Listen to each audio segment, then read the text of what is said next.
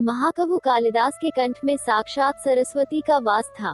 शास्त्रार्थ में उन्हें कोई पराजित नहीं कर सकता था। अपार यश, प्रतिष्ठा और सम्मान पाकर एक बार कालिदास को अपनी विद्वत्ता का घमंड हो गया। उन्हें लगा कि उन्होंने विश्व का सारा ज्ञान प्राप्त कर लिया है और अब सीखने को कुछ बाकी नहीं बचा। उनसे बड़ा ज्ञानी संसार में कोई दूसरा नहीं। एक बार पड़ोसी राज्य से शास्त्रार्थ का निमंत्रण पाकर कालिदास विक्रमादित्य से अनुमति लेकर अपने घोड़े पर रवाना हुए। गर्मी का मौसम था, धूप काफी तेज और लगातार यात्रा से कालिदास को प्यास लग आई। थोड़ी तलाश करने पर उन्हें एक टूटी झोपड़ी दिखाई दी। पानी की आशा में वह उस ओर बढ़ चले। झोपड़ी के सामने एक कुआं भी था। कालिदास ने सोचा कि कोई झोपड़ी में हो तो उससे पानी देने का अनुरोध किया जाए। उसी समय झोपड़ी से एक छोटी बच्ची मटका लेकर निकली। बच्ची ने कुएं से पानी भरा और वहां से जाने लगी। कालिदास उसके पास जाकर बोले, बालिके, बहुत प्यास लगी है, जरा पानी पिला दे। बच्ची ने पूछा, आप कौन हैं? मैं आपको जानती भी नहीं, पहले अपना परिचय दीजिए। कालिदास को लगा कि मुझे कौन नहीं जानता भला, मुझे परिचय देने की क्या आवश्यकता। फिर भी प्यास से बेहाल थे तो बोले, बालिके, अभी तुम छोटी हो, इसलिए मुझे नहीं जानती। घर में कोई बड़ा हो तो उसको भेजो, वह मुझे देखते ही पहचान लेगा। मेरा बहुत नाम और सम्मान है दूर दूर तक, मैं बहुत विद्वान व्यक्ति हूँ। कालिदास के बड़बोलेपन और घमंड भरे वचनों से अप्रभावित बालिका बोली, आप असत्य कह रहे हैं। संसार में सिर्फ दो ही बलवान हैं और उन दोनों को मैं जानती हूँ। अपनी प्यास बुझाना चाहते हैं तो उन दोनों का नाम बताएं। थोड़ा सोचकर कालिदास बोले, मुझे नहीं पता, तुम ही बता दो, मगर मुझे पानी पिला दो, मेरा गला सूख रहा है। बालिका बोली, दो बलवान हैं, अन्न और जल। भूख और प्यास में इतनी शक्ति है कि बड़े से बड़े बलवान को भी झुका दे। देखिए, प्यास ने आपकी क्या हालत बना दी है। कालिदास चकित रह गए। लड़की का तर्क अकाट्य था। बड़े बड़े विद्वानों को पराजित कर चुके कालिदास एक बच्ची के सामने निरुत्तर खड़े थे। बालिका ने पुनः पूछा, सत्य बताएं, कौन है आप? वह चलने की तैयारी में थी।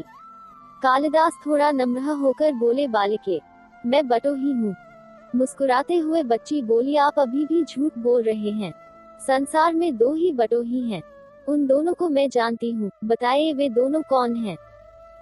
तेज प्यास ने पहले ही कालिदास की बुद्धि क्षीण कर दी थी, पर लाचार होकर उन्होंने फिर से अनभिज्ञता व्यक्त कर दी। बच्ची बोली, आप स्वयं को बड़ा विद्वान बता रहे हैं और यह भी नहीं जानते। एक स्थान से दूसरे स्थान तक बिना थके जाने वाला बटोही कहलाता है। बटोही दो ही हैं, एक चंद्रमा और दूसरा सूर्य, जो बिना थके चलते रहते हैं। आप तो थक गए हैं, भूख प्यास से बेदम हैं, आप कैसे बटोही हो सकते हैं? इतना कहकर बालिका ने पानी से भरा मटका उठाया और झोपड़ी के भीतर चली गई। अब तो कालिदास और भी दुखी हो गए। इतने अपमानित वे जीवन में कभी नहीं हुए। प्यास से शरीर की शक्ति घट रही थी, दिमाग चकरा रहा था। उन्होंने आशा से झोपड़ी की तरफ देखा।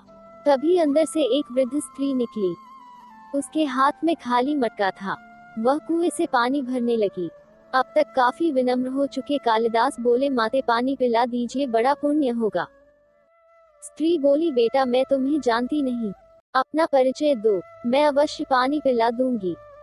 कालिदास ने कहा, मैं मेहमान हूँ, कृपया पानी पिला दे। स्त्री बोली, तुम मेहमान कैसे हो सकते हो? संसार में दो ही मेहमान हैं, पहला धन और दूसरा यौवन। इन्हें जाने में समय नहीं लगता। सत्य बताओ, कौन हो तुम?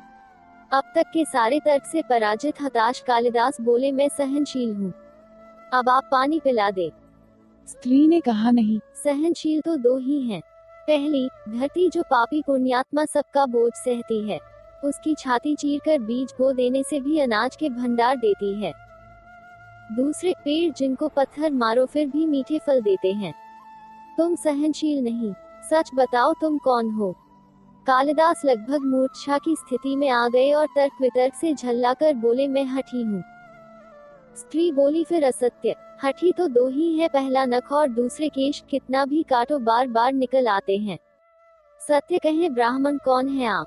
पूरी तरह अपमानित और पराजित हो चुके कालिदास ने कहा, फिर तो मैं मूर्ख ही हूँ। नहीं, तुम मूर्ख कैसे हो सकते हो?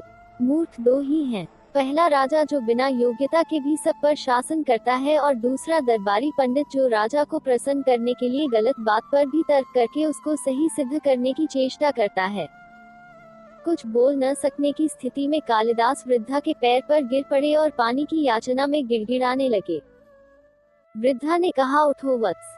आवाज सुनकर कालिदास ने ऊपर देखा तो साक्षात माता सरस्वती वहां खड़ी थी।